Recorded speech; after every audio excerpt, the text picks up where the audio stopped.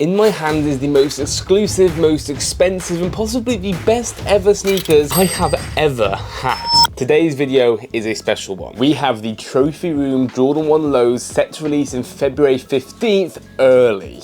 I cannot wait to get into this. Before we get into today's video, smash that like button, subscribe to the channel, and if you want to see more early pairs like this, make sure to comment down below asking for more. So let's open up the box together. So as I said before, this is the Trophy Room Jordan 1 Lows in the home and away pack. First looks of this shoe is just insane. The amount of details they get into, I cannot wait to get a close-up look. Here they are. What a beautiful, stunning looking sneaker. These are due to set on February 15th for a retail of £120 or $140 if you're from the US. Now, if you know Trophy Rooms, you know that the last Trophy Room that released the Jordan 1 highs was literally impossible to cop. It was because all of them were just backdoored. That means all the pairs went to celebrities, friends and family, or high-end resellers. So the general public, like me and you, never got to see actually a pair in public of the Trophy Room Jordan 1s. For this upcoming one, I have high hopes for. Now let's get into the details of this sneaker. First things first, I have to give a shout out to my friend Gorilla Sneaks for supplying this pair for a review, because this pair is crazy limited, way early, and worth over £1,000. But let's look at what you actually get first. So stock, they come with the black laces, but you also get a pair of white laces, and you also get a pair of yellowy gold laces. These laces feel a bit stiffer, like the Jordan 1 Travis Scott black, if you remember them. And Phantoms had almost like sticky laces, and these almost feel quite similar to that. Not as flimsy as they usually are, kind of got a waxy feel to them. But moving on to the actual shoe. Now, the amount of materials used for this shoe has absolutely shocked me. Coming in the classic Chicago colorway with a small couple differences, I was expecting most of this shoe just to be all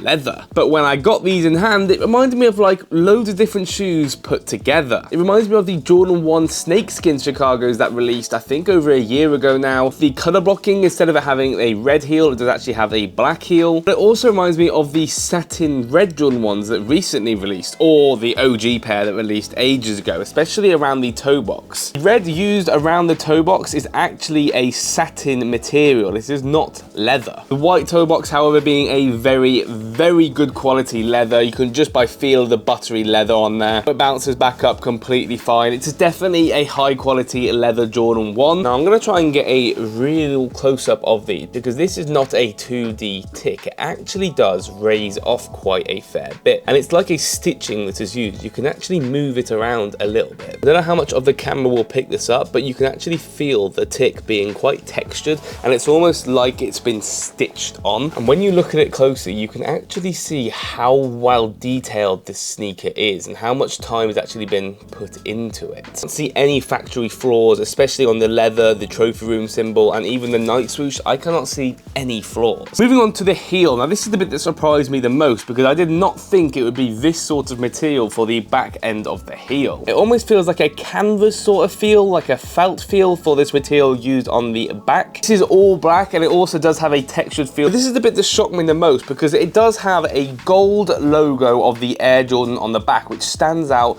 like a sore thumb in my opinion. I do think this gold logo could have been done a bit better. I feel like it does make the shoe look a little bit tacky in my opinion. I'm not a big fan of big bright logos on a shoe. This is the part that does disappoint me a little bit. Don't let that undervalue this shoe, because this is a beautiful looking sneaker. Moving on to the tongue, it isn't actually all white. It's almost like an off-white cream sort of color. Again, with a textured feel, it doesn't feel like the normal Jordan 1 tongue. It feels a bit more thicker and definitely more high quality. Coming back to the toe box, we do have the most important and my favorite feature of all, and this is the Trophy Room logo near the toe side on the left side of the shoe. So this is embroidered, stitched on, and it is my favorite part of this sneaker. Such a low-key detail that really does bring this shoe to life in my opinion. Moving on to the midsole, it is not a bright white midsole, which I thought it was. It again is an off-white cream color. You can kind of tell if you were to look at the midsole compared to the white tumbled leather located near the black tick. You can tell there is a slight difference, almost giving it an aged look. Moving on to the sole of the shoe, you have your classic Chicago all red bottom, very clean, no special details to be seen here. The shoe, obviously coming as a pair, has no differences apart from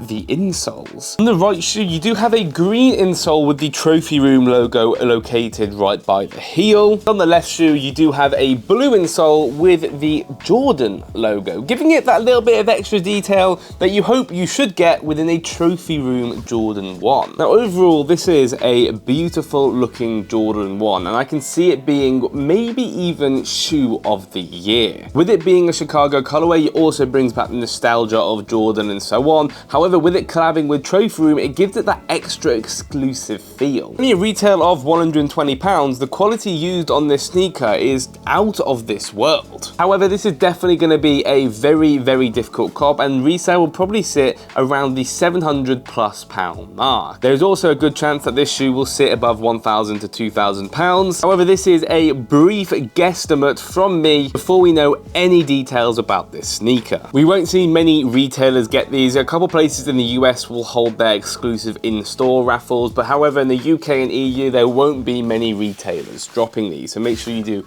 keep an eye out on that. And if you want to stay up to date, join my group KaiKicks Apprentice, because we're going to post all the information about these and all the other sneaker releases that you need to know about as a reseller or as a sneaker collector. But wow, what a sneaker. A definite upgrade from the Jordan 1 highs in my opinion. The Jordan 1 lows I feel is a lot more wearable. It stands out a lot more in my opinion, and also the smaller details on the sneaker is what makes this sneaker stand out from the rest in my opinion. Back to that Trophy Room logo located on the outside of the sneaker near the toe box just really does bring this sneaker to life. But guys, what do you think about this sneaker? Would you be willing to pay £700 for a sneaker like this? Drop it down in the comments what you think about this sneaker, and make sure you show support, and if you want to see more early pairs like this. Make sure you do show your support, like, comment and subscribe. We really do appreciate it, guys. I've had to invest a bit of money to provide this review, so all the support will be much appreciated. If you want to start reselling yourself or just get updated everything sneaker related, then I suggest joining my group KaiKicks Apprentice, where we teach you all how to do that. Thank you guys for watching, and I'll see you guys in the next video.